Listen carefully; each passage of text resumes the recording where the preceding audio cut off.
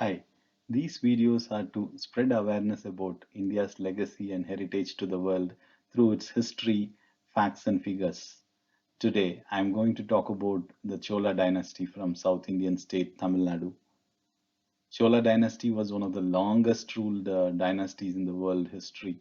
Tamil is the language of Tamil Nadu and is one of the oldest living languages in the world. The reason for talking about Chola dynasty is to instill what a good governance and great people can bring to the table. The earliest rulers of Chola dynasty dates back to the year 100 AD. Historians have gained significant knowledge of Chola from Tamil Sangam literature, oral traditions, religious texts, and temples, and also from copper plate inscriptions. Cholas are known to have ruled from the year 300 BC till 1200 AD. Even back then, they established a centralized form of government and a disciplined bureaucracy. During the reign of the great king Rajaraja Chola I and his successor Rajendra Chola I and Veera Rajendra Chola and Kulothunga Chola I, the Chola armies invaded Sri Lanka, the Maldives, parts of Southeast Asia like Malaysia, Indonesia, southern Thailand of Sri Vijaya Empire in 11th century AD. Rajaraja was also credited to have started a first kind of bank during those times called as Sri Rajeshwara Odayar Perum Pandaram. In the age of the Cholas, the whole of South India was for the first time brought under a single government, aside from the early capital at Tanjavur city and later on at Gangaikonda Cholapuram, Kanjipuram, and Madurai were considered to be regional capitals, in which occasional courts were held. The king was the supreme leader and a benevolent authoritarian. The Chola kings built temples and endowed them with great wealth.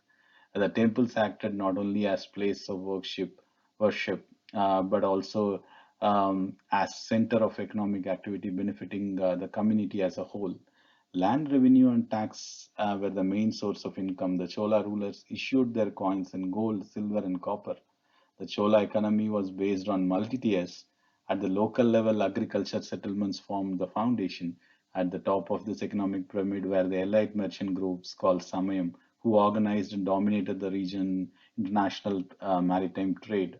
The Chola rulers actively encouraged the weaving industry. Metal crafts reached its zenith during 10th to 11th century because of Chola rulers like Chambian Madhavi extended their patronage to metal craftsmen. Wood steel was a major export item. The farmers occupied one of the highest positions in society.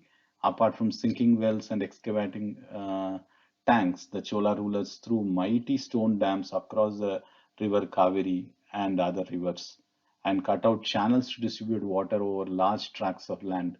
Kaveri is still one of the main sources of drinking water in South India. Another notable achievement by King Karikala Chola was who is credited with the conquest of whole of India up to Himalayas and the construction of the flood banks in the river Kaveri. He constructed Kalani Dam, and it is apparently the first dam in India built around first century and still alive. The metal industries and the jewelry art had reached a high degree of excellence during Chola period. The manufacture of sea salt was carried under government supervision and control. Trade was carried on by merchants organized in guilds. They had their own mercenary army for the protection of their merchandise. Chola had strong navy with special strategies to control sea pirates too. Great hospitals were maintained by the Chola kings, whose government gave lands for the purpose.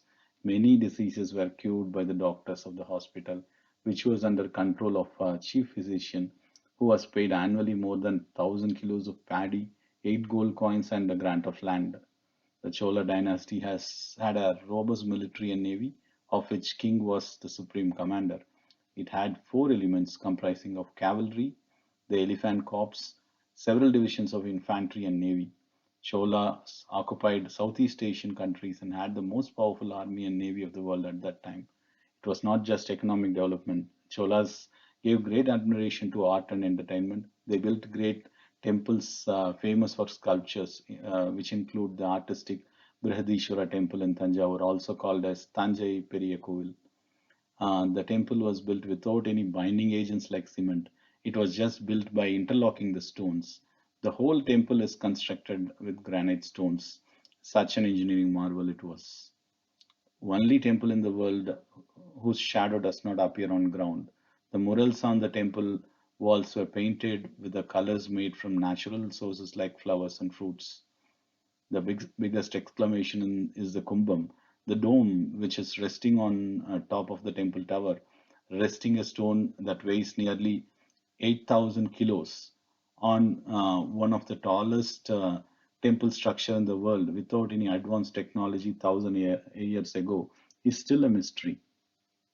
The great king Rajaraja Chola and not only maintained dancers in the temples in his kingdom, but was a great enthusiast of music, poems, dance, so that other rulers and people as well as the most remarkable achievement of the Cholas in the administrative sphere was the introduction of local self-government in villages. Hope you enjoyed listening this small piece of information. We are towards the end of this podcast, and reason why I chose to talk about Chola Dynasty was to demonstrate the power of discipline, governance, and hard work by rulers and people even before 1,000 years. Thank you.